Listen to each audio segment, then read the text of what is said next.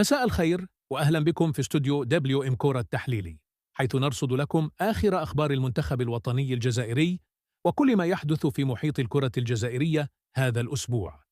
نبدأ مع الخضر الذين يعيشون فترة إيجابية من حيث الأجواء والتصريحات.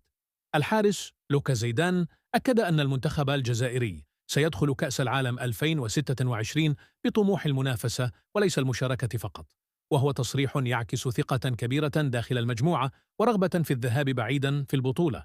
وفي السياق نفسه أشاد المدرب الألماني السابق يورغن كلينسمان بالمنتخب الجزائري، مؤكدا أنه يمتلك تشكيلة قوية ومدربا صاحب خبرة، لكنه أشار إلى أن النجاح في المونديال يحتاج عملا تدريجيا واستقرارا فنيا. كما شهد هذا الأسبوع حدثا رمزيا مهما تمثل في وصول مجسم كأس العالم إلى الجزائر ضمن الجولة الترويجية للفيفا، وهو ما خلق أجواء حماسية بين الجماهير وأعاد رفع سقف الطموحات قبل الموعد العالمي. فنيا المنتخب الجزائري يظهر توازنا واضحا بين خطوط دفاع منظم بخبرة أوروبية، وسط ميدان يجمع بين القوة وصناعة اللعب، هجوم سريع قادر على الحسم. هذا التنوع التكتيكي يمنح المدرب مرونة كبيرة في التعامل مع مختلف المنافسين، وهي نقطة قوة أساسية قبل البطولات الكبرى.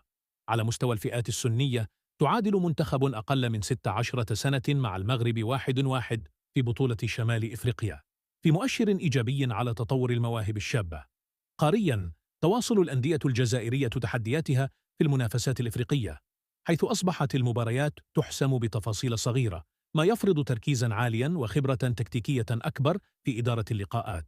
المشهد العام يؤكد أن الكرة الجزائرية تمر بمرحلة استقرار نسبي، لكن النجاح الحقيقي في المرحلة القادمة مرتبط بثلاثة عناصر: الاستمرارية الفنية، الانسجام داخل التشكيلة، التحضير الجيد للمواعيد الكبرى.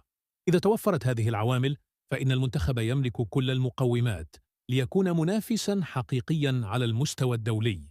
إلى هنا مشاهدينا نصل إلى ختام الاستوديو التحليلي من دبليو إم كورة، حيث قدمنا لكم قراءة شاملة لآخر مستجدات المنتخب الوطني.